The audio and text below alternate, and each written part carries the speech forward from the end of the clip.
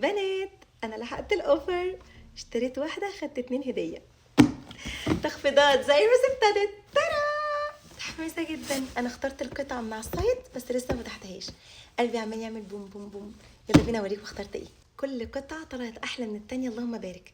انا حاسبكم تكتبوا لي في الكومنتس اي واحده عجبتكم اكتر. بصوا، ترى تحفه.